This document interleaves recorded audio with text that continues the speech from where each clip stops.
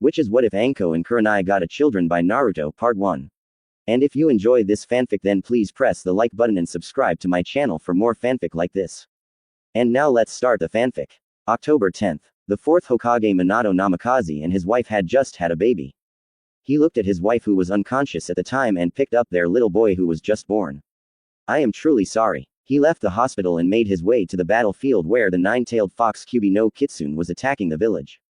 Knowing full well he did not have enough strength to defeat the demon, he resorted to the only thing possible to save his village. He decided that he would seal the beast inside his newborn son. He looked at the little boy, blonde hair and blue eyes already prominent. He bent down and gave the boy a kiss and said, "Goodbye, my son." With that being said, he began the hand signs to seal the demon. Moments later, the demon disappeared and the fourth Hokage was dead. Hours later, the third Hokage had already agreed to take up the mantle once more. He was the only person who knew that the boy was Minato's son. He decided that he would not tell the council because it would lead to more problems, as nobody knew that the fourth had gotten married. As Sarutobi approached the council, he was met with huge resistance. It's just some commoner's baby and it carries the demon. Kill it. Sarutobi looked at them like they were crazy. It was the wish of the fourth that this child be seen as a hero. It alone keeps the demon at bay and protects us. Danzo tried to take advantage of the situation. If that is so, Sarutobi, then give the child to me. I will train it as a weapon to protect this village with. Sarutobi saw where that was headed and wanted to stop it before it got too far. No, Danzo. This child will be placed in the orphanage until he is old enough to maintain his own place. This will be to protect the boy so that no one knows who he is. Also, from this moment on, I decree that anyone who speaks of the Kyubi being inside this child will be punished by death. This is an SS class secret. Danzo knew that he could not win, so he decided to ask for future reference. What is the child's name? Sarutobi replied, his name is Naruto Uzumaki. And he turned and walked out of the room. As Sarutobi took the boy to the orphanage, he could already see the hate-filled stares of the villagers. He looked at the boy and thought, "You're going to have a hard life. I am truly sorry." Meanwhile, nobody knew that Naruto's real mother had already been told that her child was dead, and so was the fourth Hokage. Having this false info stuck in her head, she fled the village as soon as she could. 3 years later, October 10th, a young blonde was running through the village trying to escape the mob of people behind him. He was crying as he ran because he knew that in the end he could not escape the abuse. After running for almost an hour, he collapsed on the road as the villagers caught up. With gleams of hate in their eyes, they began to mutilate the boy. They cut him with knives, kunai, broken bottles and more. They beat him with bats, sticks, or anything they could pick up. After about 5 minutes, the beatings subsided as they all walked away after spitting on the boy and called him a demon. Kurenai Yuhi, who was a genin at the time, not sure of her age, so if someone will help me with that I would appreciate it, stumbled across the scene. She ran up to the boy to see him nearly dead from blood loss. She immediately picked the boy up and took him to the hospital. When she got there, they refused to even look at the boy. She was stunned. She immediately ran to the Hokage and begged him to help the boy. Sarutobi, who knew it was Naruto, immediately grabbed the boy and Kurenai and took off to the hospital. As they saw the Hokage walking up with the boy, they knew that they were screwed. The man in charge decided he would later get revenge on Kurenai for bringing the Hokage. Sarutobi looked at them and said with a rage in his voice, "You will give this boy medical attention or every one of you working in this hospital will be banished from the village under pain of death." They immediately began healing the boy. After about an hour, the boy was put in a recovery room with Anbu guarding the door and windows. Kurenai stayed with the boy until he was ready to leave the hospital. HW was sitting there awake when he spoke to Kurenai, who wasn't paying attention. "I'm sorry, what did you say?" Naruto looked at her and repeated what he said. "I said thank you for bringing me here. I was almost dead." Kurenai was not prepared for how mature the 3-year-old seemed. Little did anybody know the boy was a prodigy who had already begun molding chakra. Also, he had already met the Kyubi once, who immediately began enhancing the boy's intelligence. Kurenai looked at him with awe. Naruto smiled at her and said, "I know what you're thinking. You're thinking, how can this boy be so intelligent for only being 3? Kurenai nodded. "Well, it has a lot to do with who I am. Do you know the truth about me?" She shook her head no. "Well, when I was born, I had the 9-tailed fox sealed inside of me, completely unaware of the story that was being spread throughout the village.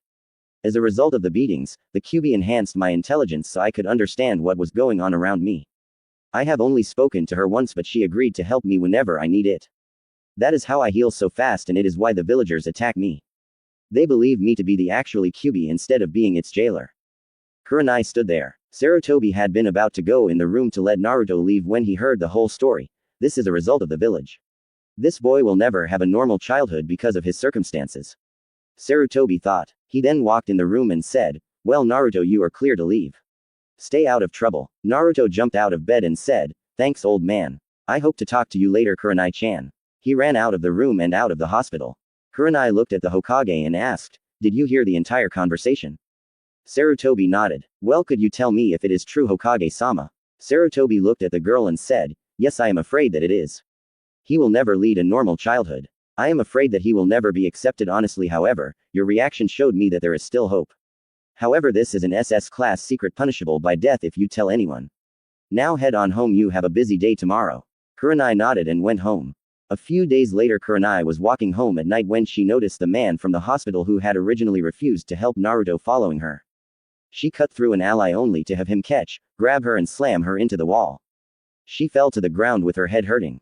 The man looked at her and whispered, "You want to help the demon brat? I treat you like you should be a demon's whore." Kurenai started to fight back only to have the man overpower her and tear her clothing. When the guy had her completely, he whispered again, "Enjoy, because I am going to do my best to make you feel pain as long as I can." Kurenai laid there with her eyes closed, knowing there was nothing she could do. Right as she felt the man's touch her vaginal area, she prepared herself for pain of losing her virginity. However, the pain never came. She opened her eyes to find the man standing there with wooden spikes through his stomach. He lived long enough to watch his testicles be crushed between what looked like two wooden hammers. The man fell down dead. Kurenai looked around for her savoir and found nobody. An Anbu passing the scene immediately stopped and helped her. They took her to the hospital. When she arrived, she found the Hokage waiting for them. She looked at the Hokage and explained what happened. As she got to the end, she spoke about the wooden spikes and the hammers. The Hokage was shocked that someone was using the first Hokage's wood element. As Kurenai passed out, the Hokage had her protected. Little did anybody know this incident would later earn her the title of the Ice Queen of Konoha, as she would not trust any men at all. Around the village, whenever someone was doing something perverted or messing with a woman in a way they shouldn't, they would meet the same end as the man in the ally. Rapists and perverts were afraid to show their faces in public for fear of having their nuts crushed. Sarutobi was baffled. Nobody knew who was protecting the women, but fathers and mothers alike were appreciating it. Sarutobi decided to look in the records to discover who was descended from the first. The records were self-updating themselves every 3 months. What he found there shocked him more than anything. He knew that Tsunade was the last surviving member of the Senju clan. "I hope that's right, if not, someone help me." It seemed that Tsunade gave birth to a child long ago that he was not told about. That child was none other Minato Namikaze, who was the father of Naruto Uzumaki. Sarutobi decided then and there to have Naruto followed. After 3 weeks, Sarutobi saw it himself. Naruto was manipulating the trees themselves without any hand signs. He had the bloodline that every clan in the village will be after. That boy has been dealt a cruel fate in life. He has one of the most powerful bloodlines in this village, can use it to a degree on level with the first Hokage, is the son of the fourth, and is hated by nearly everyone in this village. Sarutobi thought, he will make an incredible ninja when he enters the academy. Sarutobi did not know 2 major things. One was that he had a bloodline limit from his mother's side that he had not activated yet, and 2, due to the presence of the first bloodline trait which can control demons, he would fully absorb the demon on his 10th birthday. 4 years later, Naruto was 7 years old by this time. He knew about 20 jutsus, most of which were centered around his wood element. He had a total of 3 elemental chakras. He could use wind, earth, water, in which earth and water are combined to use wood. He managed to learn the shadow clone jutsu. Nobody knew how that one happened. He also knew his sexy jutsu, which he created to bust perverts, and his harem jutsu was reserved only for the mightiest of perverts. The biggest jutsu he knew that was a shocker was a stealth jutsu. It made him invisible to all who did not have a bloodline that could see chakra. Kurenai had effectively become the Ice Queen by rejecting all men that asked her out. She had made it to Chunin. The only person she really called a friend was Anko Mitarashi. The snake mistress had become really close to the newly named Genjutsu mistress. The thing that had everybody confused was how defensive she was when it came to Naruto. She would beat the hell out anybody that insulted the boy when she was around. She would also make sure nobody would attack the boy. However, when she was on missions, the boy was attacked in even greater numbers than before. When she returned and found the boy in the hospital, she was scarier than Tsunade was if you called her old. Naruto was walking through the village when he overheard Anko telling Kurenai about the locket that Orochimaru threw in the valley north of Konoha. It was too deep for Anko to retrieve it. Kurenai asked her what was so important about it, and Anko replied that it was her mother's and it had a picture of her family in there. Naruto immediately decided to get the locket back for her since she was one of few who were nice to him. He traveled for an hour until he found the valley. He used his wood to search the bottom of the valley and found the locket. On the way back to the village, Kyubi spoke to him. "Hey kid, why are you doing this?" Naruto replied, "Because she is one of the few who do not hate me. Even the children want nothing to do with me. Well, just don't get hurt. I hate having to heal your sorry." While Kyubi was being mean, in reality she had begun to care about the boy. She was worried that he would end up going crazy and trying to kill everyone. Not that she would mind, that she just knew that it was not in him to be a murderer. "It's okay Kyubi-san, I promise I will watch after myself. I will try not to get hurt." Kyubi smiled at this and didn't say anything. Naruto decided to follow Anko and Kurenai home because they shared an apartment. Once they were leaving again, he slipped inside the house. He left the locket on the table with a note saying, "I don't know what it's like to have a family, but I overheard you saying this was your mother's. Take care of it. Signed, Mr. Smiley." After doing that, he slipped out of the apartment and disappeared. A few hours later, Anko and Kurenai returned home only to find this. Anko could not believe her eyes. It was her mother's locket. She broke down into tears. Kurenai stood there amazed at what she saw. Secretly, she was wondering if it was the same guy who had saved her from being raped. Naruto was looking in the window when he saw Anko's happiness. He turned and disappeared into the night. As he approached his shabby apartment, he noticed that something was off. Someone had broken again. This time they didn't trash the place. Naruto was afraid when he noticed that exploding seals were all over the place. Before he could even move, the explosions caught him and threw him out the window. Anko and Kurenai were startled when they heard the explosion. Kurenai realized that it came from the direction of Naruto's apartment. They took off for the boy's place. As they arrived, so did the Hokage. They looked at each other in silence. The explosive power had leveled the entire complex. When they began to look for the boy, they found an odd-shaped human cocoon. It unraveled itself to expose a young boy with bright blonde hair and really burnt skin. The major damage Kyubi had already healed. It cost so much chakra for Kyubi to fix the damage, it actually made her tired. They looked on as they found the boy who should by all rights be dead lay there. Kurenai was the first to speak up. "Hokage-sama, I request that you allow me to take the boy to my apartment to begin medical treatment on the grounds that he has no place to go and the hospital cannot be trusted to protect the boy." Hokage looked on as Anko agreed with Kurenai. "Very well, but there will be an Anbu that I trust guarding your apartment at all times.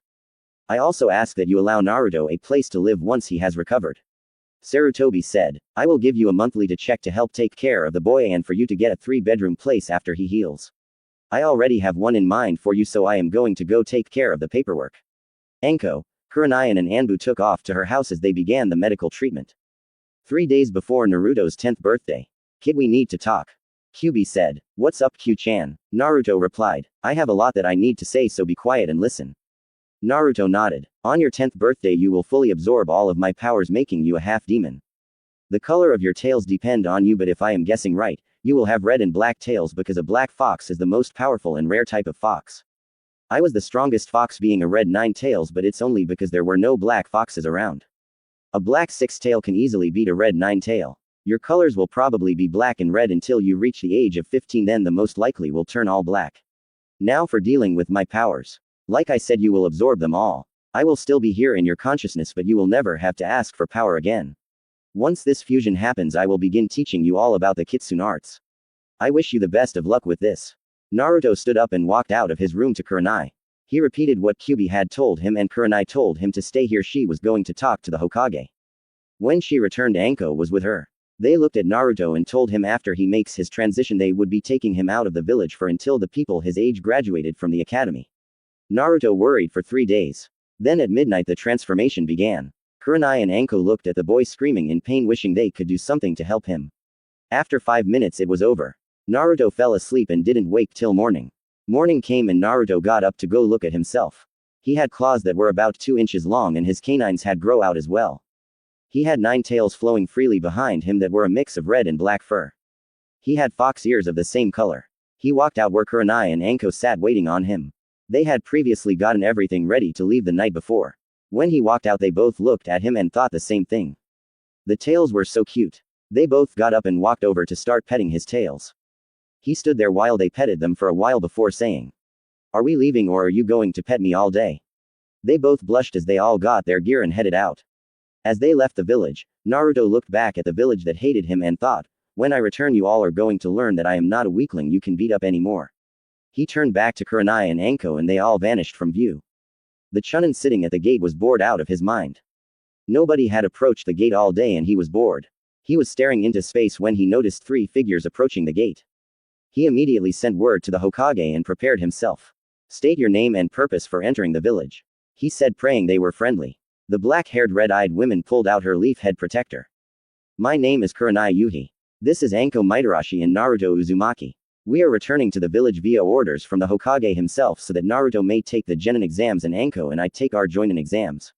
As he was about to reply, an Anbu with the dog mask showed up and said, Go straight to the Hokage's office. They immediately left the gate in a shunshin and appeared at the Hokage's office. They all walked up to the office where Sarutobi was waiting.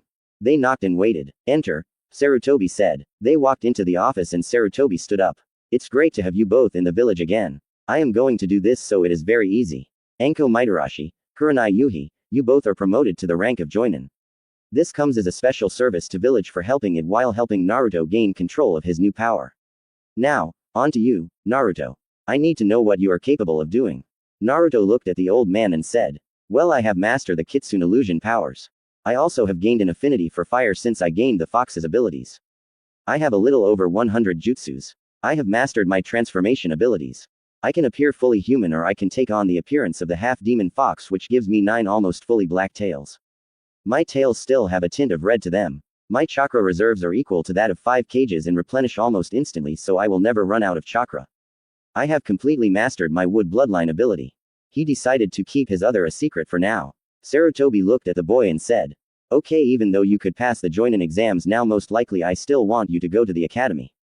I need you help with a specific person. Sasuke Uchiha had his entire family murdered by his own brother. He is highly unstable.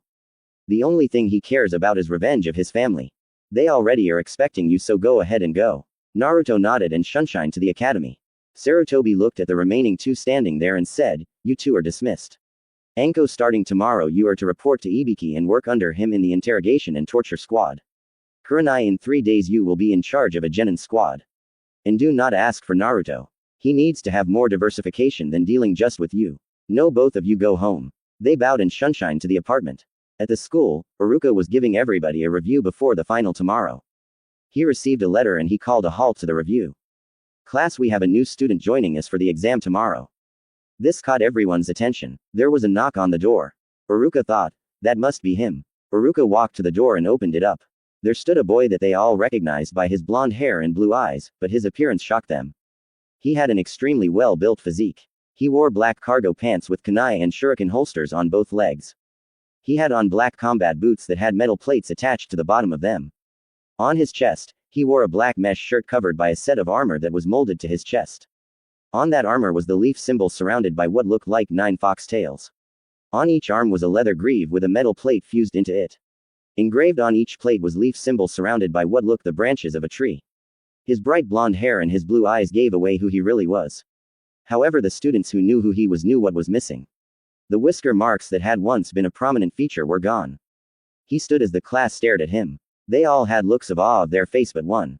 Sasuke was looking at the new kid and was wondering how strong he truly was. Iruka got the class's attention and said, This is Naruto Uzumaki. He will join us as tomorrow. You will be paired off by you class grades. That is all for today. Class is dismissed. Naruto turned and walked out of the class. Sasuke was immediately after him. The class was intrigued so they followed him. Nobody had ever seen Sasuke move with that much force. Once they were outside, Sasuke walked up to Naruto and demanded, Fight me. Naruto looked at him with disinterest and said, No, I will not fight someone who will not show common courtesy to the one he is interested in. Sasuke immediately spoke up, I am Sasuke Uchiha. You will fight me now or I will force you to. I always get what I want. Naruto was getting pissed. The council may hand you whatever you want because you are the last Uchiha, but I will not allow you to believe that you own me. I will not fight you, but if you attempt to fight me I will embarrass you in front of all our classmates. Sasuke was pissed. Naruto turned to walk away. Sasuke could not stand being told no. He went through some hand signs and screamed, Fireball Jutsu. Naruto turned around and grabbed the fireball with chakra and threw it back at Sasuke. He then vanished from view. The onlookers were amazed as Naruto turned up behind Sasuke, grabbed the boy and held him as the fireball connected, burning of all his clothes and hair. Before he could be hurt permanently, Naruto put out the fire by throwing him in the pond. I warned you to leave me alone. Now I take my leave of you." The school kids were amazed. It was obvious to them that Naruto was way above genin level. Meanwhile, news of this had already reached the council, who were fuming. Their precious Uchiha had been made a laughing stock of the school. What made it worse was it was done by that demon boy. They were planning on getting revenge when Sarutobi showed up in the council chamber to put an end to it. The council was fuming when Sarutobi told them if they take any action, the Uchiha would be put to death for attacking a Konoha citizen. Sasuke had started it and Naruto defended himself, so no action was taken for fear of losing their precious Uchiha. Meanwhile, as Sasuke walked through the village, he saw everybody looking at him and smirking. The guys were making fun of him by saying things along the line, "There goes the littlest Uchiha," and laughing. Meanwhile, the females were laughing at him, and wiggling their pinkies at him. Most of his fan club was looking at him and laughing. They had lost all respect for him. If you haven't noticed by now, I hate Uchihas. They are nothing but petty thieves who steal jutsus. They never work hard and expect things to be handed to them. Obito and Itachi aside, there will be a lot more Sasuke bashing, so if you don't like it, do not read it. The only major fangirl he had left was Sakura. The next day at the academy, and it was Naruto's turn to take the exam. First was the hit the targets part. Naruto easily nailed all targets in the dead center. When it was time for him, Iruka told him, "Make 3 clones and you pass." Naruto asked, "Can it be a clone of higher caliber?" Iruka was puzzled. "Yes it can, but why do you ask that?" Naruto looked at him and created 30 shadow clones. He then dispelled them. He tried to make a normal clone and only one showed up and looked pathetic. "The answer is simple. My chakra capacity is so high that making regular clones is impossible. I cannot reduce my chakra to that low of a level, so I just use shadow clones." Iruka looked at him and said, "You pass. Here is your headband." Naruto nodded and walked out of the exam room to his seat. He immediately performed a few hand signs, mumbled a few words, and the design on his headband had changed. In the center was the leaf symbol. On the right was the 9-tailed fox, and on the right was a tree. The fox's tails wrapped around the leaf, only to meet the branches that also intertwined around the leaf symbol. He sat back, looked at his handiwork. He placed it on his head as the last person finished their exams. Everyone noted Naruto's headband and was in awe. Naruto was noticing everyone's reactions. Mizuki was enraged to the point to where he forgot about trying to steal the scroll. His new objective was to kill Naruto Uzumaki. After Iruka finished the team announcements, Naruto thought about the teams on his way home. Team 7 was himself, Sakura, and to his displeasure Sasuke. The idiot tried to attack him again. This time Naruto hung him by his underwear from the edge of the academy roof. Their joinin sensei was Hatake Kakashi. Team 8 was Shino, Hinata, and Kiba under Kurenai as their sensei. Team 10 was Shikamaru, Ino, and Choji under Asuma, and they had their meeting and were to meet Kakashi in the morning. Naruto got to his house only to find Kurenai sitting on the couch drinking some tea. "How was your team, Kur-chan?" She looked up and smiled. "They did very well. They passed their tests and will be starting missions in the morning." "How was yours?" Naruto replied, "They sucked. All we did was introductions. Plus I am stuck with an Uchiha who thinks I should bow to him and an annoying fangirl who is so far up his she probably could throw a kunai out his mouth. Not to mention I have an instructor who will obviously never show up on time. I see no chance of having teamwork. Uchiha is too busy trying to fight me and Haruno is too busy trying to kiss him." Kurenai looked at him and said, "I wish you were on my team. But the Hokage said it would be better if you were put with someone else to help diversify yourself among the new genin." Naruto just looked at her like he noticed something new. When she said she wanted him on her team, it was in a way that made him believe that she didn't want him as a student but something more. He decided to test the waters a little to see if his theory was right. "You look really tense, Kur-chan. Would you like a massage to help you relax?" Kurenai looked at him with lust in her eyes. She had been given a massage by him before and it was to die for. She didn't know what he did, but the last massage had felt so good that she had an orgasm during it. "I would love one. My neck is really stiff. I want you to strip down to just your panties. I want direct access to your skin," Naruto replied. Kurenai was shocked. She had never let any man touch her the way he hadn't yet. Here he was asking for more. Kurenai said, "No, after what happened to me I will never bare my skin to just any man. I refuse to put myself in that situation." Naruto knew what was going on. He knew that if he didn't come clean then and there that Kurenai would never trust him again. "I am sorry, Kur-chan. I should have told about this sooner.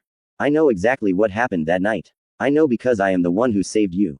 The man that attacked you was a med ninja who was in charge of the hospital. He attacked you because you brought the Hokage there and he forced them to help me, the demon child. I am sorry that you were put in that position because of me. I just want to help you relax, and the technique that I wanted to use requires direct contact to the skin.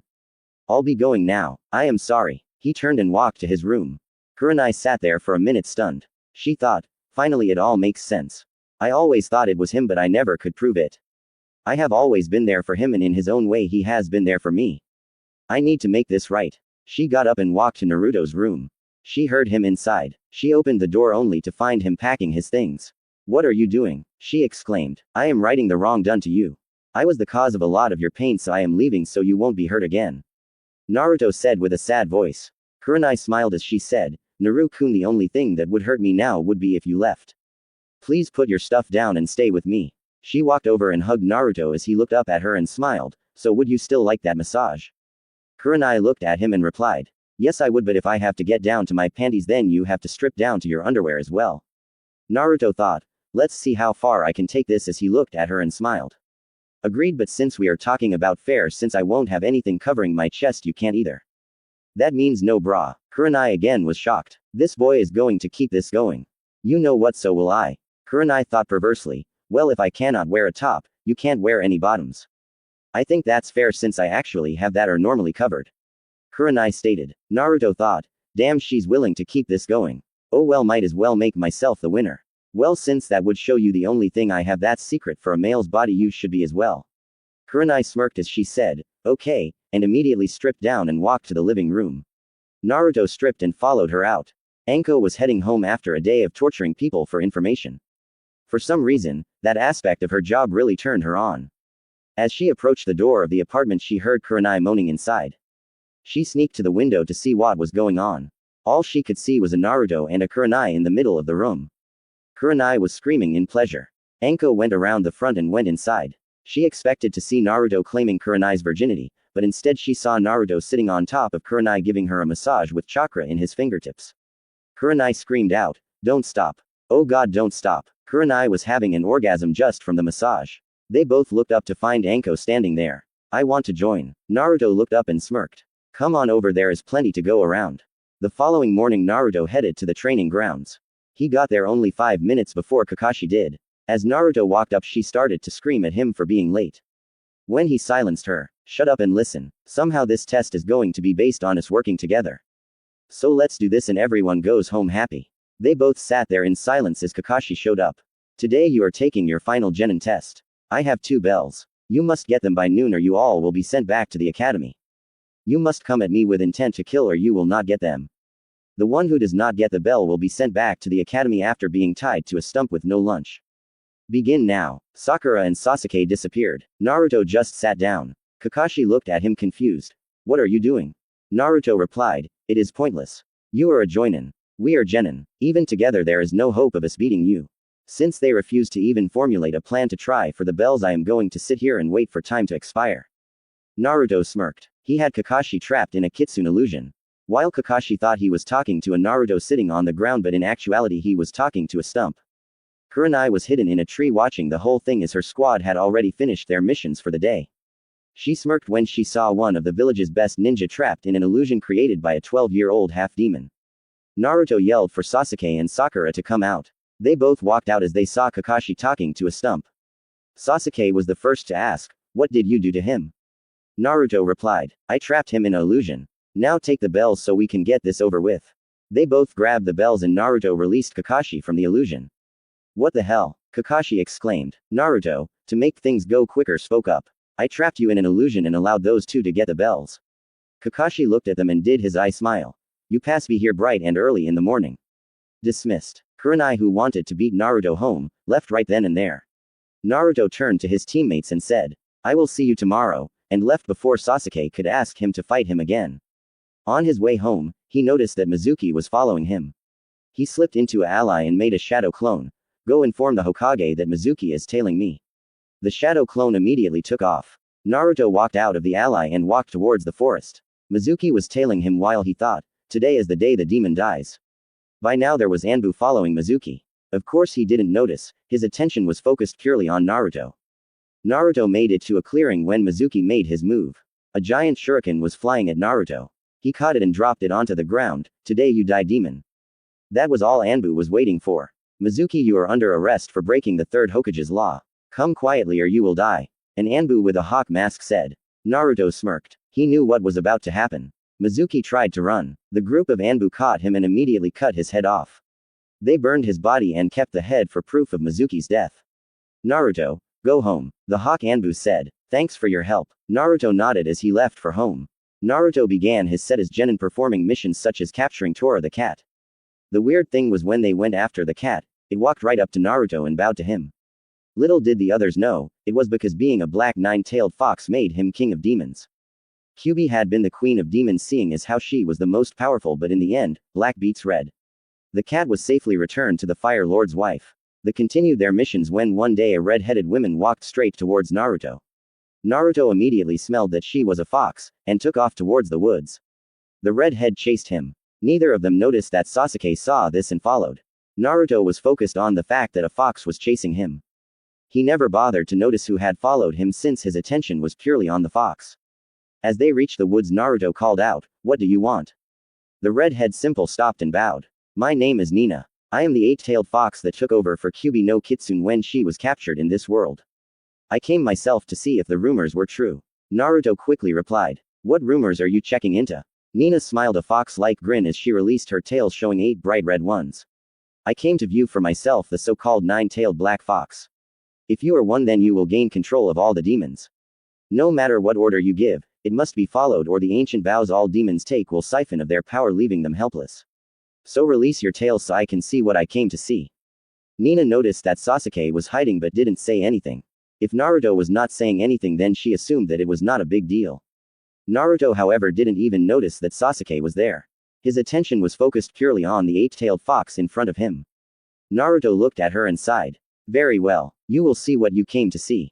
Naruto concentrated for a minute as he assumed his demon form. He stood there in all his glory. 9 almost solid black tails swished around him. His ears were elongated and covered in the almost black fur as well. His canines were longer and his whisker marks were darker. His fingernails turned into claws. "This is who I really am. I hope you like it." Nina stood there and looked at him. She could not believe that a half-demon was the most powerful of all.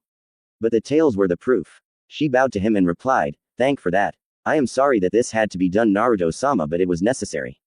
Naruto smiled. "It's okay, please stand up. I have some questions for you." Nina was more than happy to oblige. She replied, "Ask away." Naruto nodded. "First thing, what are the benefits of being the Lord of Demons? Secondly, Kyubi was supposed to be able to talk to me after the fusion.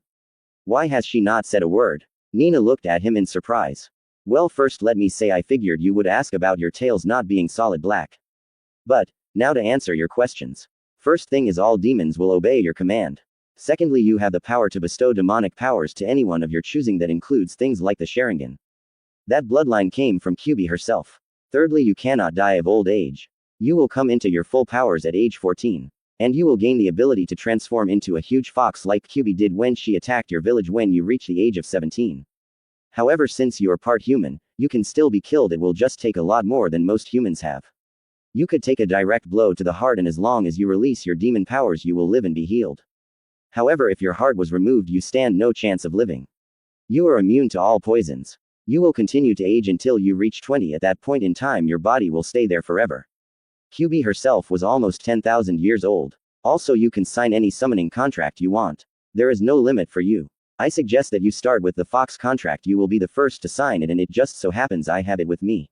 Here. Naruto signed the contract as she kept talking. Now that things are in order, I will tell you about Kyubi. The reason she has not spoken since the merger is losing that much power sent her into a state of sleep. She also probably helped adjust your body to all of the power you received. She should wake up in a few months, and at that time she can begin teaching you all of the things about the demon world." Naruto looked at her and said, "Thank you for the answers." Nina looked at him and bowed again and replied, "It is my pleasure, my lord. I have one request to make of you if you would allow it. My daughter is a medical fox of the highest caliber. She is a red fox and just obtained her 5th tail. I wish for you to allow her to accompany you until you come into your full powers. It is my way of protecting my lord from future harm." Naruto looked at her and performed a few hand seals. Summoning jutsu. A red 5-tailed fox saw Naruto and bowed. Nina looked at Naruto and said, "This is my daughter Celestium. With that taken care of, I will take my leave of you." "Good day." Naruto looked at Celestium and said, "Let's get a few things straight.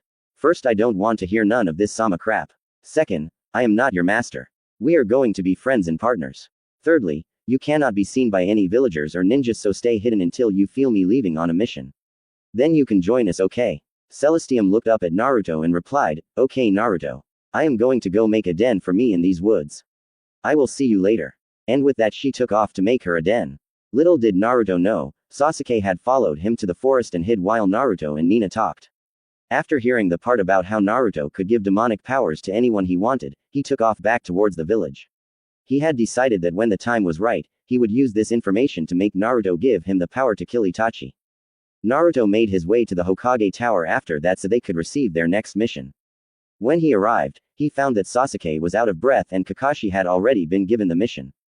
Kakashi looked at him and said, our next mission is AC rank to escort the bridge builder Tazuna back to his home in Wave Country. Head home and pack for 2 weeks. Then meet at the gate in an hour.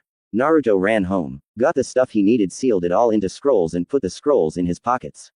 When Naruto got to the gate, Sakura sneered at him. Baka, where is your stuff? Naruto looked at her calmly and replied, it is sealed into scrolls. I will use it when I need it. Kakashi arrived with Tazuna and Team 7 began walking towards Wave. Naruto noticed 2 things. One, Celestium was following the group. That was good, he thought. The second thing is a puddle that was putting out chakra. He looked over at Kakashi and nodded towards the puddle. So he noticed it too. That boy is something else, I tell you. Kakashi thought. As they walked by the puddle, 2 ninjas came out and had a chain around Kakashi. Before they could even pull on it to shred him, Naruto used his wood ability to bind them in their place. When they could not move, Kakashi reappeared and the clone trapped in the chain disappeared. Naruto and Kakashi took about 10 minutes interrogating each of the demon brothers while Sasuke and Sakura looked after Tazuna. When they came back, Kakashi sent a signal for Anbu and then looked at his team. This mission is no longer AC rank. It is B rank, possible in A rank. Tazuna, why did you lie to the Hokage about mission level? Tazuna looked at the ground and replied, you must understand. My country is poor. All we can afford is AC rank. That is why I am building this bridge. It will help commerce and free Wave from poverty. Have you ever heard of Gato? Kakashi replied. He is a crook. On the surface he deals with shipping, but underneath he is a drug dealer and a spearhead for a lot of criminal activities. Tazuna nodded as he continued. That is right. Building this bridge would free us from Gato's control. That is why I am being targeted by his hired ninja. Kakashi looked at Team 7 and they all nodded. Kakashi said, we will continue this mission under one condition. Once Wave is back on its feet, you pay us for a proper B rank mission. Tazuna smiled as he agreed. The group continued on its way to Wave. As they approached the shore, there was a man waiting for them with a boat. As they crossed the water, Celestium was swimming along behind them. None of them had noticed the fox. Naruto was surprised to that. He made a mental note to ask Celestium why they did not spot her. They reached the shore and continued towards their destination. Get down, Kakashi yelled as a huge blade flew over their heads. Once it embedded in the tree, a ninja landed on top of the blade. Kakashi stood up as the others got into a formation around Tazuna. Zabuza Momochi, the demon of the mist. Kakashi said. Zabuza stood there as he replied. Copycat Kakashi. Said to have copied over 1000 jutsu. Pleasure to meet you. Just hand over the old man and I will let you and your little team of misfits live. Kakashi replied. Sorry, I cannot do that. Our mission is to protect this man. Zabuza replied. So sorry to hear that. Hidden mist jutsu. And a thick mist covered the area. Stay where you are and protect Tazuna. Kakashi said. Zabuza began his silent killing speech as Naruto cut it. Yay, we get it. You have 8 major spots that result in death. You think that this mist hides you completely, but you are wrong. Naruto reared back and threw 4 kunai. Right after he threw, all you heard throughout the area was a man yelling in pain. It didn't help, the guy was pissed he had been caught. The mist began to clear as they saw Zabuza stuck to a tree with a kunai through each shoulder and 1 through each knee. In one move Naruto had successfully trapped Zabuza. How did you know where I was? Zabuza said through gritted teeth. He could not move his arms because Naruto had severed the muscles with the kunai. Very simple. You have one of the only human smells in this area I do not recognize. The other is the girl hiding in the trees over there. However, he has your smell all over her, so I assume she is your accomplice. If she approaches, she will be killed like you are about to be. Zabuza stared at the boy in amazement. Not only had he seen through the hidden mist, but he had detected Haku without even trying. I will make you a deal. Help remove Gato from this region and you can go free. If you refuse, then I will personally bury your body in the river. You have 1 week to decide. Naruto said as he walked to Zabuza and removed the kunai. Zabuza looked at the boy and smiled. I know when I am outclassed. I can sense you are just toying with me. I make my choice now. I will help you. So will Haku. As Zabuza said this, a young girl appeared next to him. Haku looked at Naruto and said, "Thank you for sparing Zabuza's life. We will return to our hideout and heal. We will meet you on the bridge when Gato makes his final move." And with that, the two were gone. Kakashi looked at Naruto and said, "When we get to Tazuna's house I want answers." Naruto looked at Kakashi and said, "Fine, but we have to get moving." With that said, the group moved out. Once they reached their destination, Tazuna said thanks and went inside. Kakashi looked at Sakura and Sasuke and said, "Go inside. Your job is to stay here and guard Tazuna. No buts. Go." Sasuke and Sakura looked at each other and went inside, grumbling about it not being fair. Kakashi was purely focused on Naruto and neither were paying attention to the fact that Sakura was following them. He looked at Naruto and said, "Let's take a walk." They started walking as Naruto explained everything about himself. He told everything from his tales to who he was related to the demon world. He only left out two things. The fact that he could grant people demonic powers, and the fact that he himself had two bloodline abilities. He only told Kakashi about the wood element. Kakashi stood there for a minute and said, "I want to see." Naruto replied, "My tales are the wood element." Kakashi spoke back. "Both." Naruto nodded as he began to channel chakra. Immediately wood burst forth from his hands and formed into a bench. Naruto nodded towards the bench as Kakashi sat down. Then Naruto concentrated as he assumed his demonic form. 9 tails were swaying gently behind Naruto. Kakashi looked over his entire appearance with shock on his face. But, as soon as Naruto transformed, a small gasp was let out from the bushes. Kakashi immediately went over to the bushes and pulled a stunned Sakura out of the bushes.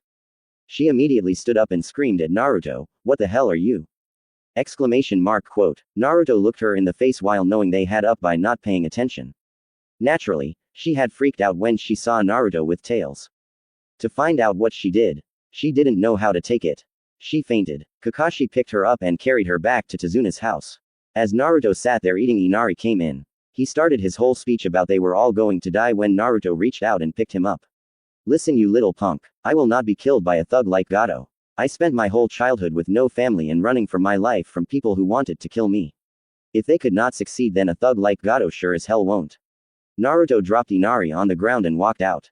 Inari avoided Naruto the rest of the time because he knew that he was right. For the rest of that week, Naruto and Celestium were guarding Tazuna as Kakashi was training Sakura and Sasuke. In his own mind, Sasuke was planning on how to make Naruto give him more power. Naruto was wondering on how to deal with Sakura. The girl had a big mouth, and if he was not careful, the entire village would know about him before he was ready. Tazuna's men had already deserted the bridge. Naruto was using shadow clones to help with construction. At the end of the day, Naruto followed Tazuna to his house. The next morning, Naruto slept in while the others went ahead to the bridge. When he woke up, he heard a commotion outside. He went outside only to see Inari charging at 2 thugs. Naruto did a simple replacement with Inari's mother and a log and killed the 2 thugs. Naruto looked at Inari and said, "Thanks for distracting them. You did a good job. Rally the villagers and bring them to the bridge." Then he took off towards the bridge. Inari immediately went around and gathered the villagers. Meanwhile, at the bridge, Kakashi and the others were dealing with the hired ninjas of Gato. As the ninjas closed in on the group, a mist covered the bridge. There was sound of bodies hitting the ground as Zabuza and Haku showed up to assist the group. The battle continued until Naruto showed up and helped end it. When they regrouped, they noticed Gato standing at the end of the bridge with 200 hired thugs. Well. It looks like the demon has sided with the leaf.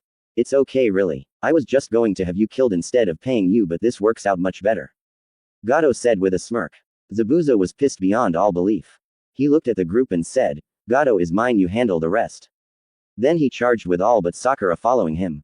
She made sure that Tazuna was safe. At the end of it, they all were dead. The group had not left a single thug alive. Zabuza had brutally killed Gato by cutting his legs up and watched him drag himself around before chopping his head off. Naruto looked at Zabuza and said, "Thank you for your help. You and Haku be safe." Zabuza relied, "Take care of yourself, kid. Who knows, maybe we can help you later in the future." With that, Zabuza and Haku turned and disappeared once again.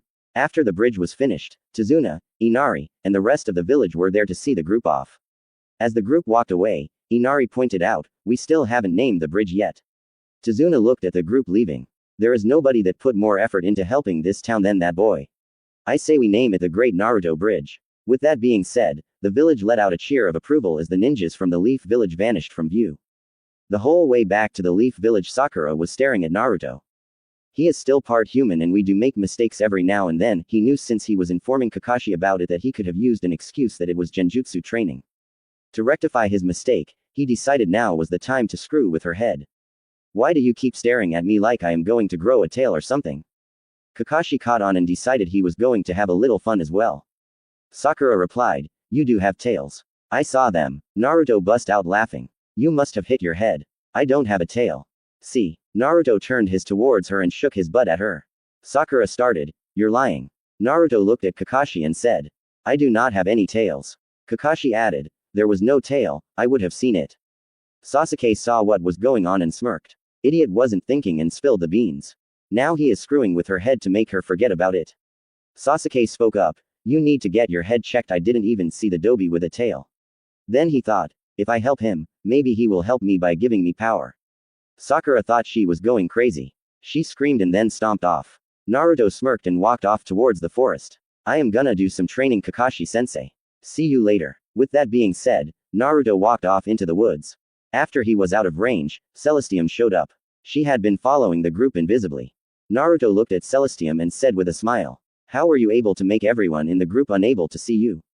I shrouded myself in a kitsune illusion. That is how. Celestium replied. Naruto said with a smirk, I want you to make yourself invisible to everyone but Sakura and me, and I want you to follow her. Make her think she is crazy. Nobody can even hint that you are around. Celestium turned into a little girl and replied, don't worry my lord, this will be lots of fun for me. And Celestium slipped into the village after her. Sakura was walking through the village thinking about what happened and wondered if she really was just seeing things. Then she looked over her shoulder to find the five-tailed fox following her. She began to run, all the while thinking this was Naruto's fault. After running for a bit she saw the fox was still behind her. She looked at the villagers and screamed, stop following me you stupid fox. The villagers thought she was crazy. Several looked at her and told her there was nothing there. Everywhere she went the fox was there. It was in her house, at her favorite restaurant, it was even at the hot springs. And all the while nobody could see it but her. This continued all day. At about 9 p.m. Sakura couldn't take it anymore. She went to Naruto's house and busted down the door. She stumbled in only to find Naruto laying in the middle of the floor with Anko in just her underwear giving him a massage. Please make it stop. Stop this fox from following me. Please, help me. Naruto calmly looked at her and replied, there is no fox Sakura. You need to go to the hospital and get yourself checked out. Sakura stood there and watched Anko resume the massage. After a few minutes, Naruto looked up and said, look, I am a little occupied. Go and take care of yourself. You obviously need some rest. Sakura turned to leave and saw the fox once more. She screamed and ran home. When she reached her house she ran upstairs and curled into a ball in the corner. She looked at the doorway to her room where again, she saw the five-tailed fox sitting there swishing its tails around. All Sakura could do for the rest of the night was stare at the fox repeating the same word, fox, fox. Fox, fox, fox, fox, fox. The following morning when Kakashi met the group, he was 2 hours late. Expecting the yell from Sakura from being late, Kakashi waited for the scratchy voice to start. When it did not, he looked up at Sakura and saw she was staring into a spot where there was nothing. Well, if Sakura decided to join us, I will tell you that you are all nominated for the Chunin exams. Fill these out and show up to room 301 at the academy tomorrow. Missions are cancelled, so enjoy your day. Naruto went home immediately because he knew that Sasuke was about to challenge him again. Sakura immediately ran from the fox that was still following her. On his way home, he rounded the corner to find Kankuro holding Konohamaru up by his collar. Naruto calmly said, you might want to drop him. He is the grandson of the Hokage after all. Kankuro turned a slight shade of green and immediately dropped the boy. Konohamaru immediately ran off. Naruto turned towards the tree, get down here now. Temari and Kankuro looked really worried. Nobody had ever told Gaara what to do. In a swirl of sand, Gaara landed on the ground in front of Naruto. Who are you and why is Shikaku begging me to follow your orders? Temari and Kankuro were shocked at what was going on. Naruto looked at Gaara with a smirk on his face. Who I am is of no importance. However, it would be wise to follow my orders or all of your demonic powers will be stripped from you and you will be left helpless. Naruto looked at Gaara who stared at him. Gaara spoke up. Is there any way that you can help me deal with him? Naruto replied, there is, but it will have to wait until after the Chunin exams, which I am sure you three are here for. You. Naruto was interrupted by an annoying Sasuke who was trying a sneak attack on Naruto. Naruto turned and backhanded him into a tree. While the boy was unconscious from the backhand, Naruto tied him to a tree after burning his clothing off once again. He then sent shadow clones running all over the village screaming that Sasuke was tied to a tree. While the council was pissed, the rest of the village sought amusement for his predicament. After today he would no longer be known as the great Uchiha. Naruto turned back to Gaara. Sorry for the interruption. As I was saying, I can help you, but we have to wait. The modification of your seal would put you out for at least 2 weeks. I promise I will help you if you agree to one thing. You will not kill any leaf shinobi. Gaara looked back at Temari and Kankuro. I agree. Now I must do something as a show of good faith, as I hope you will. At the end of the Chunin exam, Sand and Sound will attack this village and attempt to destroy it. At that time we will join the leaf and help with the war. Gaara said. Naruto nodded and made a shadow clone. He sent it to the Hokage and informed him of the incoming war. Naruto looked at him and said, my turn. Release Shikaku enough so he can hear me. Gaara did as he was told, with Temari and Kankuro cowering in fear. Shikaku was released and said, what can I do ya for today? Naruto looked at Shikaku and said simply, you will leave this boy alone. Your power will be his to wield and you will quit tormenting him. Understood. Shikaku pouted and said, I was afraid of that. Fine, you win. Shikaku released the hold and Gaara resurfaced. Thank you. He is already following your orders. I don't know who you are, but thank you. Temari, Kankuro, let's go. Our sensei is waiting for us. They nodded as they turned to walk away. Naruto spoke up once more. My name is Naruto Uzumaki. If you need anything, let me know. Gaara nodded as they walked away. These Chunin exams are going to be interesting indeed. Later that night, Sakura was running from the fox that never seemed to tire out. She saw Sasuke and tied to a tree. She immediately let him down. Sasuke had woken up a few hours ago but could do nothing as the people walked by laughing at him. He was so pissed off that he decided to attack the first person he could. Unfortunately for Sakura, that was her. He knocked her out and then burned her clothes off. He felt that someone should have to face the same embarrassment he did. When he had most her clothing burned off, he busted out laughing. He realized that Sakura stuffed her bra. She was no bigger than most girls wearing a training bra. He walked away laughing at her. She woke up a few hours later only to realize that she wasn't. Everybody walking by her was laughing at her. She started crying as she ran home, not believing that her Sasuke had done that to her. She looked over her shoulder only to find the fox following her once again. She cried even harder as she ran home. The following morning, Naruto meets Sasuke and Sakura as they made their way to the academy. Naruto noticed Sasuke glaring at him. Listen, you and your chicken butt haircut can glare all you want, but unless you want a repeat of yesterday, I wouldn't try anything. Sasuke just continued to glare. When they reached the academy, Naruto immediately noticed the genjutsu. He dispelled it and continued on with Sakura and Sasuke following him. Kakashi was waiting for them. I am glad all three of you are here. This is a team effort, so if one of you didn't show up, then you couldn't take the exam. Kakashi smiled at them and said, good luck, and disappeared with a shunshin. They went inside to find the rest of the genin already in there waiting for them. Ino looked at Sasuke and wiggled her little pinky at him, laughing. Kabuto showed up and introduced himself. You all are starting to attract attention to yourselves. You might want to tone it down. Sasuke spoke up. What do you want? Kabuto continued. I just wanted to offer some help since I have taken the exams before. These are my ninja info cards. They hold info on almost all ninja in this village and others. Sasuke immediately spoke up. What info do you have on Naruto Uzumaki? Kabuto smirked and pulled a card. He was about to read it off when Naruto set it on fire. You will not carry info of me around. The way you have this info, it is almost like a spy. Who knows, maybe you are a snake hidden in the leaves. Naruto spoke up. Kabuto was scared shitless when he heard the whole snake comment. He knew that Orochimaru smelled of snakes, but he didn't think it would rub off on him. Naruto had only smelled the snake on him, but he chuckled to himself as he watched Kabuto sweat. Kabuto was about to say more when Ibiki came into the room and screamed, okay you LT tile shits. Take your damn seats. Going to skip Ibiki's explanation of the test. You all know the drill. 5 times cheating busted. Last question 15 minutes before end of exam. At the final 15-minute mark, Ibiki launched into his whole speech about Naruto was sitting there laughing to himself. He answered all the questions with ease. It was easy considering he had kept a 10,000-year-old demon in his body. He knew it was pointless though. Cheating was the whole point of the exam. Actually, it was gathering information, but the final question was the say-so. It was a way to weed out those who were not willing to take a risk for the good of the mission. After the ones who were scared bailed, Ibiki looked at the remaining 26 teams. It is still too many though, but he could see that they were not moving.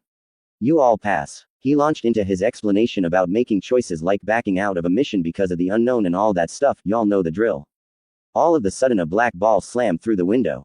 She threw kunai into the roof and displayed her banner. The proctor of the second exam, the ever sexy yet taken Anko Miterashi. Anko looked around the room. You let 26 teams pass. Are you getting soft, Ibiki?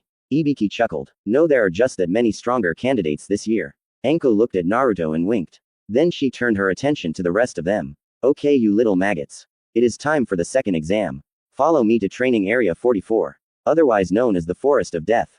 Anko added another wink to Naruto and then lead the Chunin hopefuls to the Forest of Death. When they got there, Anko turned to the others and announced the rules of the second exam. Again, y'all know the deal here. Sasuke made a smart comment about how the council would get him promoted anyway, so he didn't have to even try. Anko immediately threw the kunai she was playing with into the ground right between his legs. You might want to be careful, you little faggot. Just cause the council worships the ground you walk on doesn't mean we do. And who knows, next time I might aim a little higher, making you and tiny. They're useless to the council.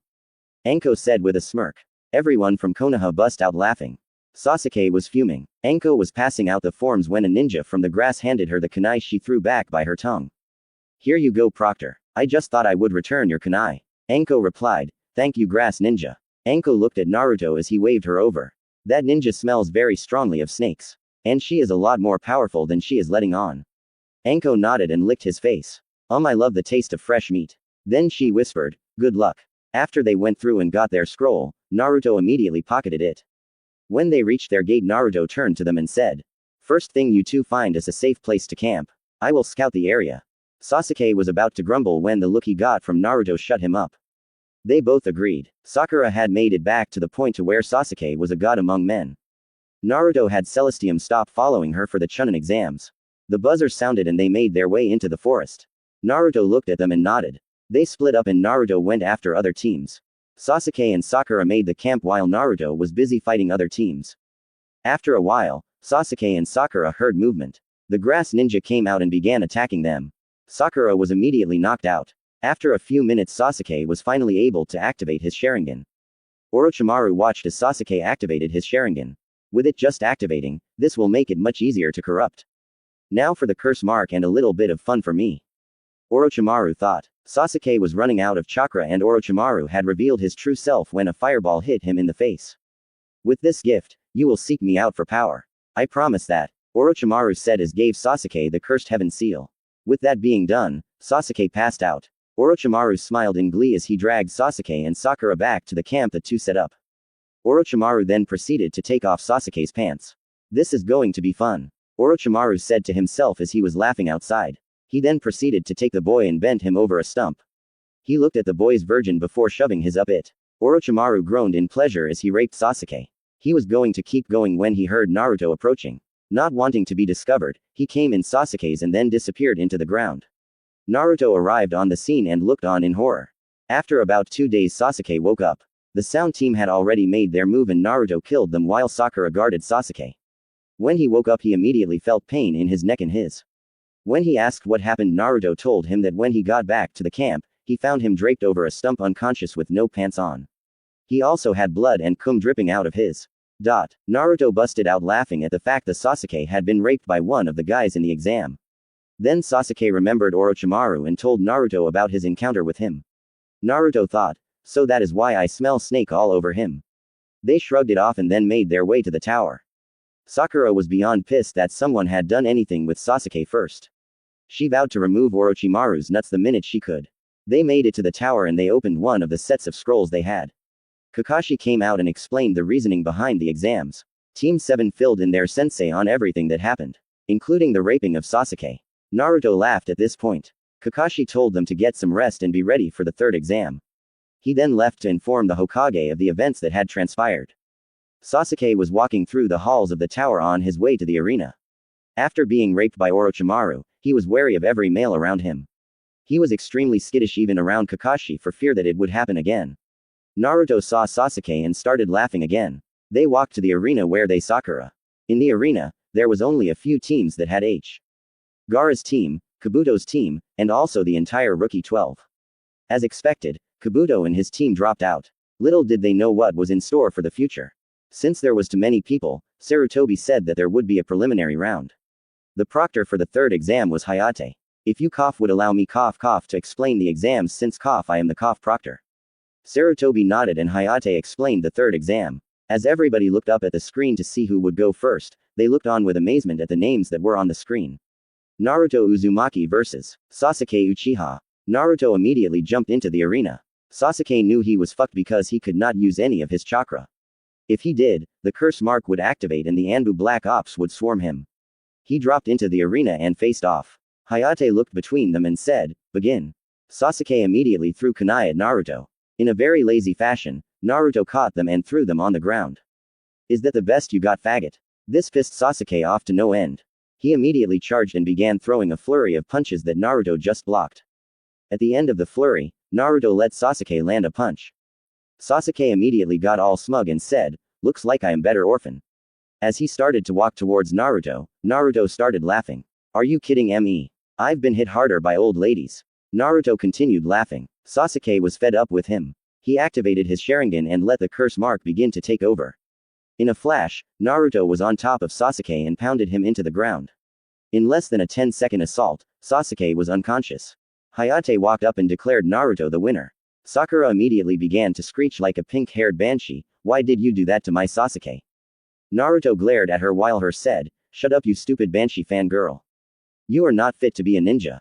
This was a test. It was him or me and obviously I am better. I don't want to hear another word." Sakura was about to respond when Kakashi put a hand over her mouth. "That's enough. If you continue this fangirl attitude I will remove you from the exams myself so there is no chance of you getting someone killed." Sakura was about to start sulking when the screen showed her name. Sakura Haruno vs. Gaara of the Desert. She swore that she would make it to the finals so she could avenge her Sasuke. Naruto walked over to Gaara and told him, "Make her regret trying to be a ninja. Just don't kill or seriously maim her." Gaara looked at Naruto and nodded. He proceeded down to the floor where Sakura was waiting. "Begin," Hayate said as Sakura charged. Gaara just sat down on the ground. For 20 minutes he sat there playing with her by using his sand to slowly shred her clothing. She was too pissed to notice that everybody could see that she stuffed her bra. When he had her down to her panties, bra and shoes, he began to make little lacerations on her skin. Nothing too seriously but just enough to cause pain. Think of hundreds of paper cuts all over your body. She eventually broke down in the middle of the arena and started crying because she knew that she was done. Hayate stopped the match, and declared Gaara the winner. The medics escorted her to the medical bay. The rest of the matches went by without a glitch. After they were all over, they saw the line up for the real third exam which would take place in a month.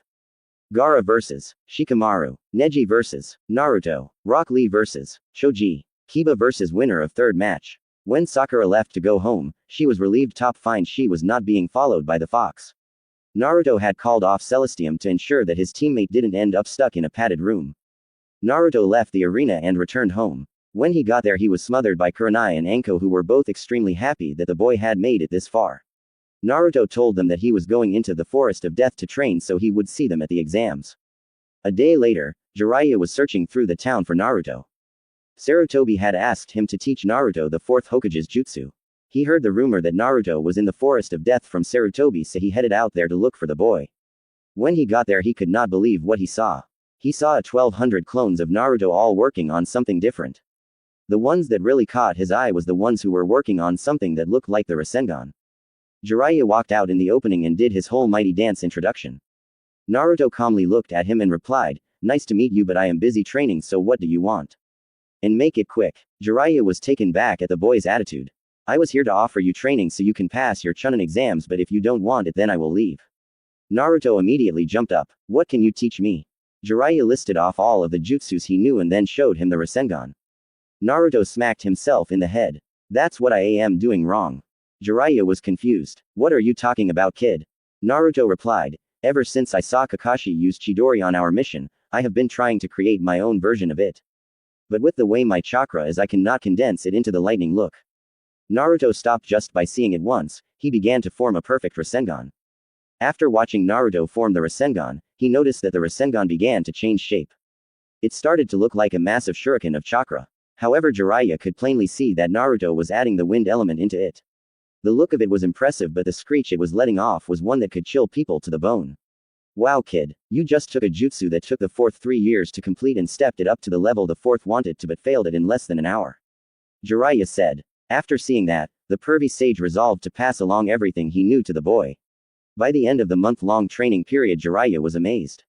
Not only had Naruto learned every jutsu Jiraiya knew, but he had mastered a level of speed that was greater than guys who had his weights off and the celestial gates open. Jiraiya was stunned. This boy was probably greater than Hanzo the Salamander in his prime.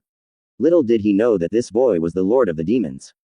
Sasuke was pissed beyond all hell. He went to the council to have them get him promoted only to be told that they could not do anything since he did not make it to the third round. He was livid. By this time, everyone knew he was trying to get the council to promote him to Chunin. Every ninja in the village was giving him dirty looks. When he got home, he saw a pathetic piece of shit spray painted on the front of his house. The day before the exams, Naruto was meditating. He wanted some peace and quiet before the exams. Long time no talk, kid. Ah, don't do that shit. You surprised me, Naruto exclaimed after hearing the Kyuubi talk. Sorry about not talking to you. I woke up a few days ago but you were busy so I left you alone. What have you accomplished? Naruto explained everything that had happened and everything he had figured out in her absence. Wow, Kit. I am proud of you. I still have some things to teach you but it will wait until after the Chunin finals. I am proud of you. Especially with you driving the pink-haired banshee nuts. She was pissing me off, Kyuubi added in her own thoughts. So what took you so long to wake up? Naruto asked. Well, when the fusion was going on, my chakra was attacking your body worse than I thought it would. Since you were so young, it would have killed you. So, I held back as much as I could and slowed the process down so it would not kill you. Doing so made me extremely tired and I needed to sleep. Even though I am nothing more than a voice in the back of your head now, it will make it so if anyone attempts to hack into your brain I can be a barrier to them, Naruto replied. Thank you for doing that, it was nice of you. Now I am going to bed before the exams tomorrow. Good night, Kyuubi. And with that being said, the boy went to sleep. At the stadium the next day, the contestants were there waiting for the matches to begin. Little did people know what would happen today. Gaara, Naruto, and Shikamaru all knew what was about to happen. Shikamaru forfeited his match on the grounds that he knew when he was beaten. Right when Naruto's match was about to begin, the genjutsu washed over the stadium. Immediately knowing what was going on, Naruto looked at the Hokage who nodded back.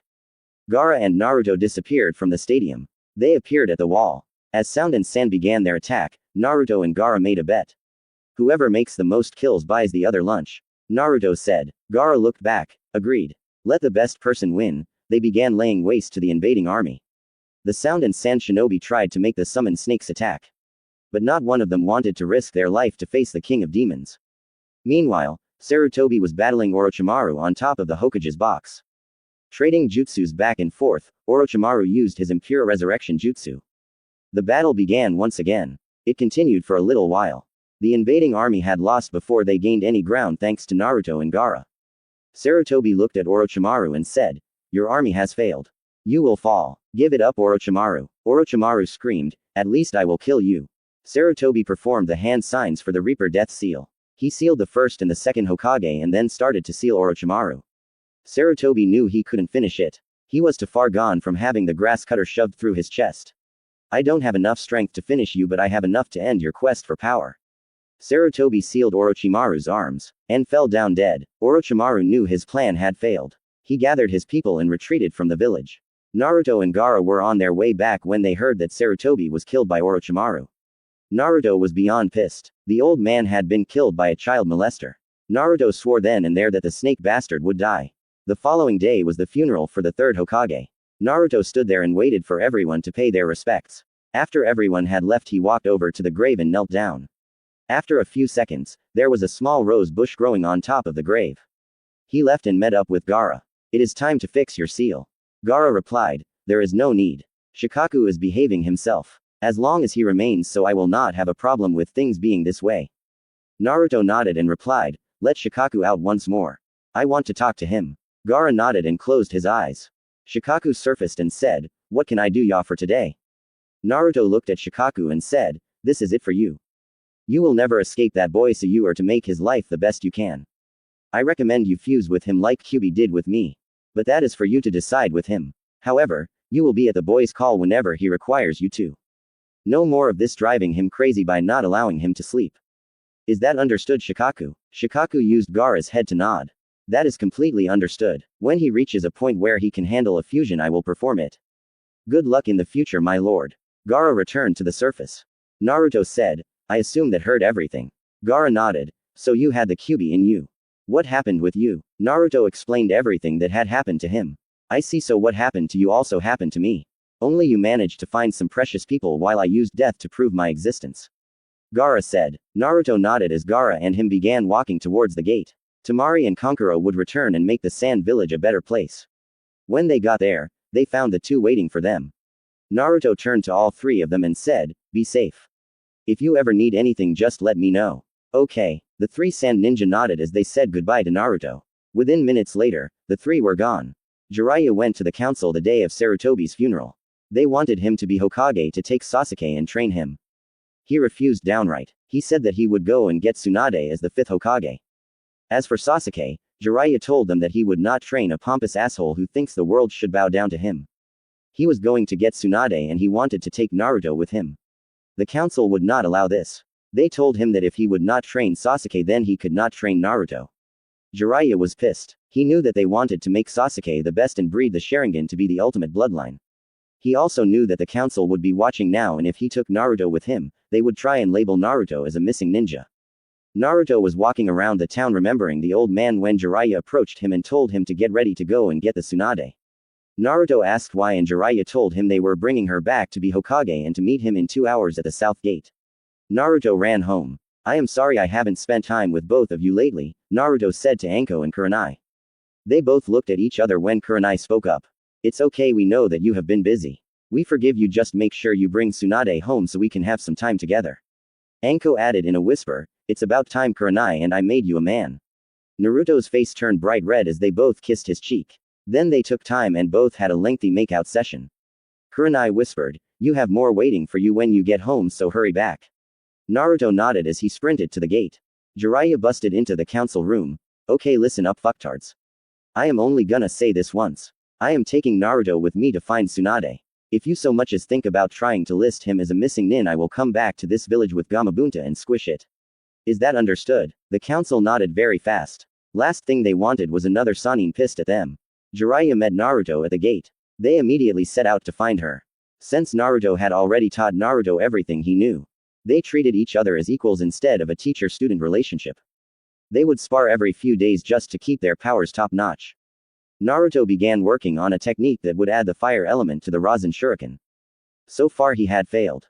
Jiraiya could offer no help because he had never even been able to add the wind element. One thing he did accidentally was learn how to throw a normal Rasengan. He also learned that he could attach chakra strings to it and direct it wherever he wanted it to go. After a few weeks, they managed to pinpoint her location. They reached the town they knew Tsunade was in at the time. They were walking down the street when Jiraiya decided to stop at a restaurant. When they walked inside, Jiraiya saw Tsunade sitting there drinking sake. Tsunade could not believe it. She saw a small copy of her son standing there with Jiraiya. She stood up, walked straight by Jiraiya and gave Naruto a massive hug. "I never thought I would see you again, Minato." Jiraiya and Naruto were stunned. Well, Naruto was turning blue from lack of air. "That's not Minato Tsunade. He died when he sealed the Kyuubi into this kid," Jiraiya said. Tsunade quickly let go and strode over to Jiraiya. "Does this boy know that his father was the fourth?" She whispered. "No," Jiraiya said. She turned to Naruto and said, "I am so sorry. You look just like someone I used to know. What is your name?" "My name is Naruto," he spoke. They sat there trading stories of the good old days, when Jiraiya told her about what Orochimaru did. "I know. I saw the bastard a few days ago. He wants me to heal his arms," Tsunade said. Naruto was getting pissed at the small talk. "Just ask her the damn question so we can get the out of here." Shizune was looking at him with a look of shock. He had just told a Sannin what to do. "No," Tsunade said firmly after hearing Jiraiya's proposal for her to be Hokage. "I will never accept such a job. Only fools do." She didn't finish her sentence. Naruto reached over and threw her by her hair out the door into the street. He got up and walked out. "I can understand you not wanting the job. But if you insult the old man, you will die just like Orochimaru will when I find him," Naruto said with a cold hatred in his voice. Tsunade stared as he powered up a Rasengan. The kid really is his father's child. "Look at this power," she thought. Then she gasped. She watched as the Rasengan made the transition into the Rasen Shuriken. Tsunade knew that if she did not do something fast she was going to be mincemeat.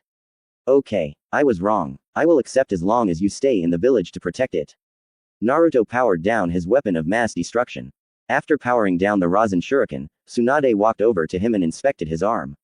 "While that was one hell of a technique, you are not allowed to use that technique more than twice a day. It is attacking the cells in your arms on a cellular level." Naruto nodded sheepishly as they walked back inside to get some food.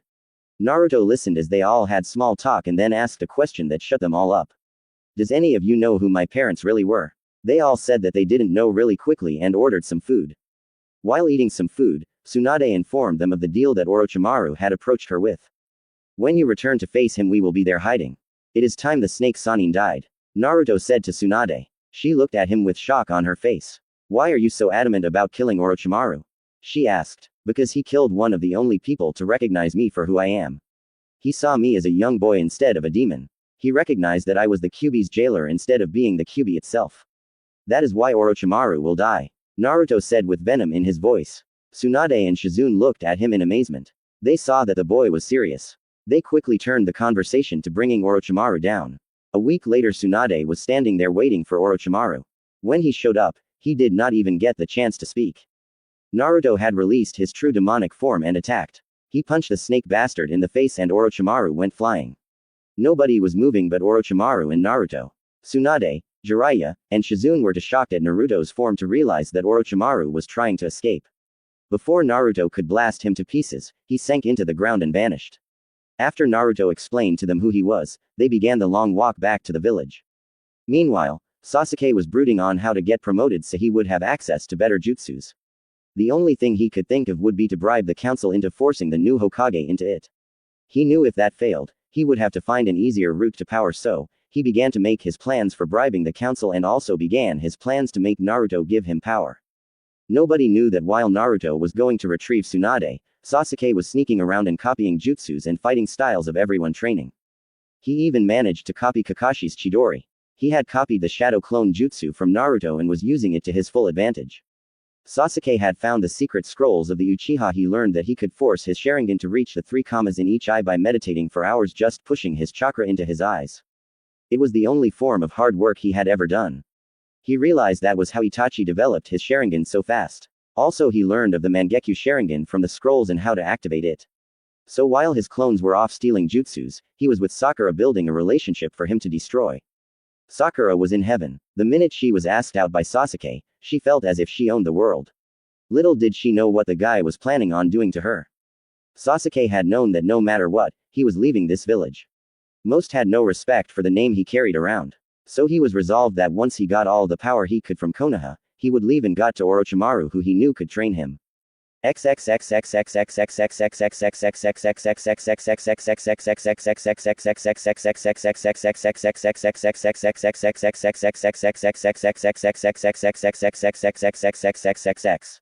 Tsunade, Jiraiya, Shizune, and Naruto reached the village gates.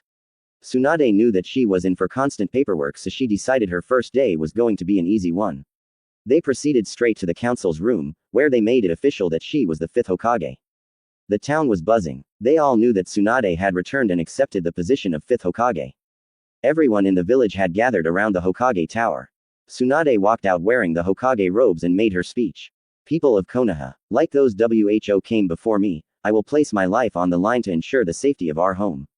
No place is as precious as the Leaf Village, and I will do my very best to lead us into an age of prosperity and good fortune. Thank you for having faith in me to lead this village and protect it as my forefathers have done. With that being done, she proceeded to make the announcements she had originally planned for. As my first ACT of Hokage, IHEARBY promote Shikamaru Naru, Neji Hyugga, Rock Lee, Choji Akamichi, and Kiba Inuzuka to the rank of Chunin. That being said, the crowd burst into cheers. Tsunade knew that what she was about to continue with would probably piss a lot of people off. Furthermore, for his efforts in helping eliminate the Sound and Sand Ninja in their invasion of our beloved town, IHEARBY promote Naruto Uzumaki to the rank of Junin. There were only a few claps from the people that respected Naruto. Most of the crowd was just pissed. However pissed they were, they knew that if it was not for the boy, some of them would be dead now. So as a result, they quietly accepted it and all dispersed to go home. That went better than I thought it would, Naruto thought. Tsunade handed him his Junin vest and said, "Go home. I am sure you have 2 lovely ladies waiting for you at home." Naruto nodded and said, "Thank you, Tsunade. I appreciate it." He turned to leave when he was hit in the head by a book. "It's Hokage now, you little shit." Naruto turned and spoke with a smirk. "You're absolutely right. I will show you respect for your age. Later, Baa-chan." Naruto vanished with a snicker. Tsunade was pissed at being called old. She swore the next guy she saw was gonna get it. Naruto arrived at his apartment when he heard a man screaming. He looked up to see Jiraiya flying through the air like someone had punted him like a football. Naruto laughed and stuck his key in the door. Meanwhile, Sasuke was having a secret meeting with the council. I will give you whatever it takes if you make the Hokage promote me to Chunin. I want access to the Chunin section of the library. They looked at each other and Danzo spoke up. We will do what we can. If we are able to get you what you want, you must impregnate 10 women of our choosing immediately so we can begin building the Sharingan up again. Do you agree? Sasuke had a smug look on his face. I agree. Do your job, but I will not do anything unless you make certain that the Hokage cannot take my rank away from me. The council agreed and set to work. Sasuke walked out of there and thought, now I just need to manipulate Naruto into giving me demonic powers and I will be set to kill my brother. He walked home letting out a maniacal laugh. The following morning, Naruto was up and making breakfast for Kurenai and Anko. They both woke up and immediately felt as if their vaginas had been pounded with a sledgehammer. They got up and half walked half limped into the kitchen. Last night was amazing, girls. That was the greatest night of my life. They looked at each other and said at the same time. It was for us also, but you could have told us you had a monster in your pants. Naruto winced and immediately apologized. I am sorry. Did I hurt you too bad? They both shook their heads when Kurenai spoke up. We are fine. Just extremely sore. I think I will send a message to the Hokage telling her we need a few days off. Naruto replied, I will tell her I need to head there anyway. They said their goodbyes and Naruto left for the Hokage's office. Ever since he had asked her out, Sasuke could not get rid of Sakura. He actually began to fall in love with her and it pained him to think about what he was going to do to gain the next level of his Sharingan. Sakura, I have a meeting with the council. I will see you later, okay? Sakura nodded and went about her day skipping and laughing like a little school girl. Sasuke made it to the council's chambers and walked in. So what are the results? Danzo spoke. No go. Tsunade knows how to play games. She said that if she was pressured one more time to make you Chunin without you passing the exams, she was going to step down as Hokage and sell all of the land that the Senju clan owns to Iwa. It pains me to say this, but seeing as how the Senju clan owns half of Konoha, that would not be the wisest move on our part. Sasuke looked at them and smiled. Very well, I will go elsewhere to get new techniques. He turned and walked out of the council chamber. He was walking towards where he knew Naruto lived when he saw him by himself. He approached Naruto when Naruto looked at him and said, What do you want, Sasuke? I have more important things to do than banter with you. Well, I just wanted to talk to my teammate. So how is Nina? With that, Naruto froze. Naruto quickly spoke up. What? I don't know what you are talking about. Sasuke laughed and said, Don't lie to me. I saw it all. How she was a red eight-tailed fox, and since you have black tails, she along with every other demon has to listen to you. You can also give demonic powers to people, and that is what I want. I want you to give me the same power that you have. If you don't, I will go to the council and expose what you really are to them. I will give you 3 days to think about it, Demonlord. The last part Sasuke said with a sneer and left. Naruto was stunned. He was just blackmailed by Sasuke. He could either give him power or face the village. Naruto didn't know what to do. Hey kid, it is time I teach you something very important. Actually, I will teach you several things. The first thing is, all bloodlines originate from demons. Whether it is a chance encounter, or the demon is sought out by humans. Long ago it was considered an honor to be given a bloodline. Hell, I am the one who gave the Uchihas the Sharingan. As much as I hate that fact, now it is done and over with. Now the first technique I am going to teach you requires the use of demon hand seals. This technique is known as the bloodline purge. When you perform these seals, the person you touch will remove their bloodline from the face of the earth. Even the people who do not know about it will have the bloodline removed. An example would be, if you were to perform this technique and touched any member of the Hyuga clan, Byakugan would be erased from the face of the earth. Nobody could ever use the Byakugan again. It would not even transfer to their children. Naruto was amazed. You can explain later, but right now I have to meet with the Hokage. Okay, we will chat later, Kit. Naruto got to Tsunade's office. He told her all about what Sasuke was trying to do. I will leave the choice up to you. Just make sure that idiot does not destroy this village. Naruto nodded and walked out. He went to training ground and learned the new technique for bloodline removal. That is great, kid, you got it down. Now the next technique is called bloodline insertion. You can create whatever bloodline you want and set the requirements for using the bloodline. Naruto spent the next few hours learning the technique. After that, he made his 1200 clones and began working on everything that he knew. Several hours later and one sweaty Naruto later, he had already figured out what he was going to do. He would remove Sasuke's bloodline. Well, Naruto, what do you plan to do? Are you going to give me power, or are you going to allow this entire village to hate you even more? Sasuke said with a gleam. Naruto faltered in his plan. No, I will not give you any demonic power.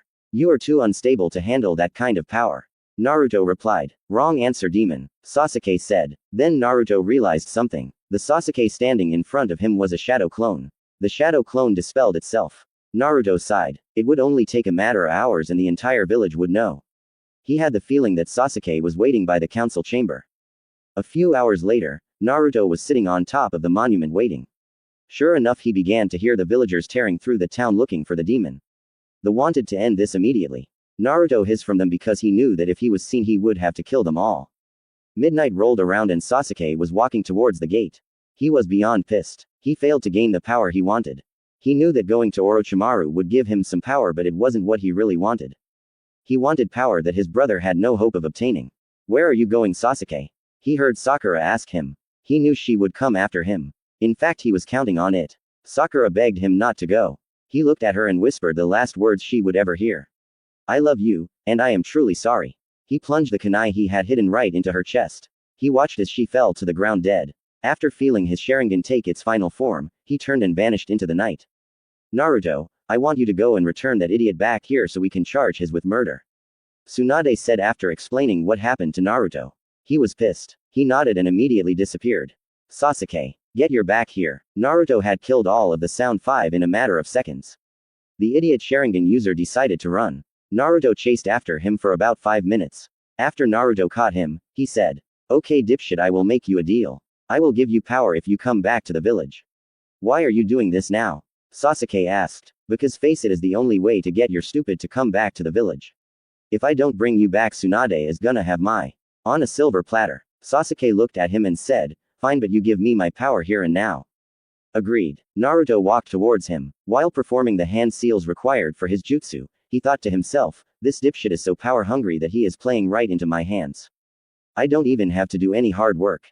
Both him and the Kyuubi was laughing their off. This kid has no idea what is about to happen. Naruto finished his jutsu and walked over to Sasuke. Sasuke closed his eyes waiting to feel a surge of power flow through him. Instead, he heard 2 words that would haunt him until he died. Bloodline removal. Sasuke felt the powers of the Sharingan leave his body. Then his body was racked with a terrible pain that rendered him unconscious. Meanwhile, in a hidden location, Itachi, Kakashi, and Madara both let out horrible screams of pain before collapsing to the ground. Naruto took the time to haul and knocked out Sasuke straight into the council's chamber. What do you want, demon? We know what you are. There is you precious Uchiha. Although, you may want to reconsider your thoughts on the matter because his Sharingan is gone. He can't even continue the line anymore either. As for you knowing what I am, I don't care. It would have come out anyway. Naruto snarled at them and left the room. They waited until Naruto was gone before discussing what to do. After they had talked for a few minutes, they sent an Anbu after Naruto. Naruto did not even make home when he was called back to the council. What do y'all want now? Danzo stood up and smirked. Naruto Uzumaki, we sent Sasuke on a secret S-class mission to spy on the Sound Village that you directly impeded upon. However, since you were sent by Tsunade to retrieve him as she had no knowledge of. Since that was a legitimate mission, we cannot have you executed, but your punishment will consist of 2 things. 1, you will tell us how to restore Sasuke's Sharingan. 2, after that task is complete, you are hereby banished from the village.